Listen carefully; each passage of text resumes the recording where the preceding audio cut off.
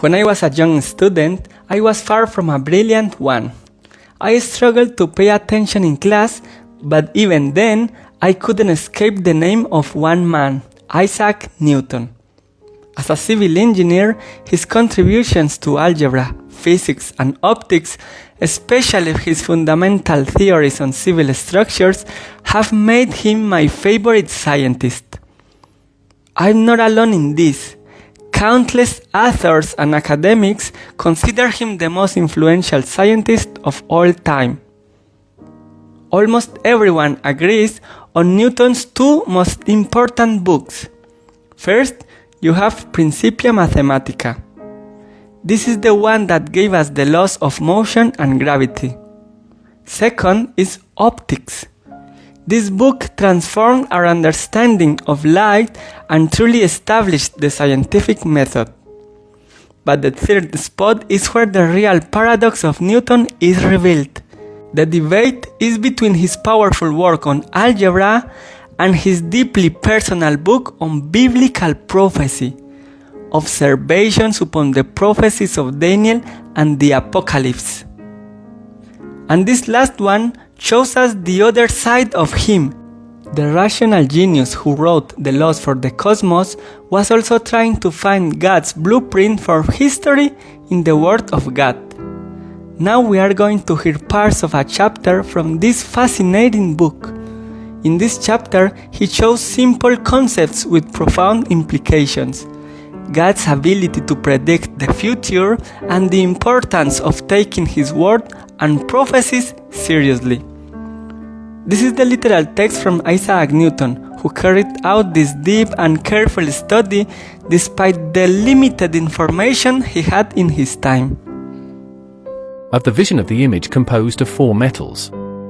The prophecies of Daniel are all of them related to one another, as if they were but several parts of one general prophecy, given at several times. The first is the easiest to be understood, and every following prophecy adds something new to the former. The first was given in a dream to Nebuchadnezzar, king of Babylon, in the 2nd year of his reign, but the king forgetting his dream, it was given again to Daniel in a dream, and by him revealed to the king. And thereby, Daniel presently became famous for wisdom and revealing of secrets.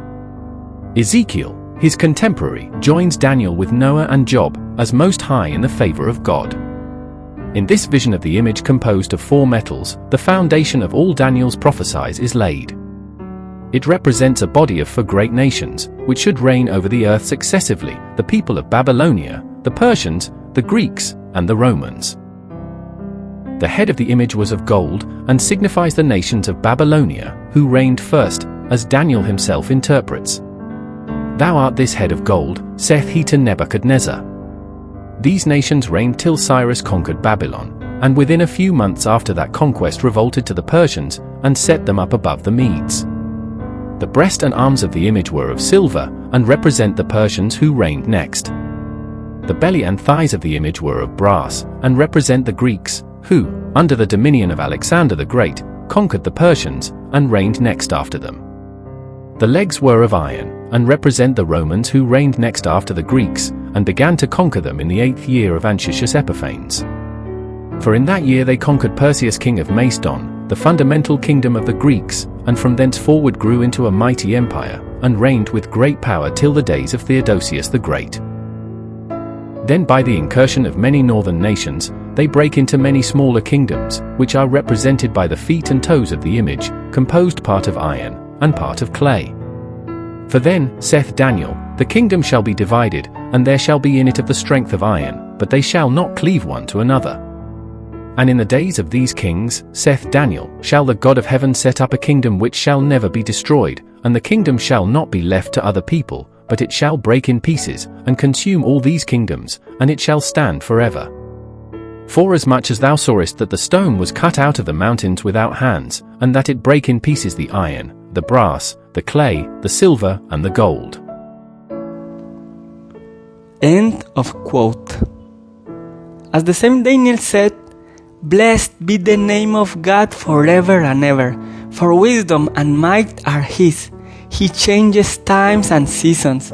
He removes kings and sets up kings.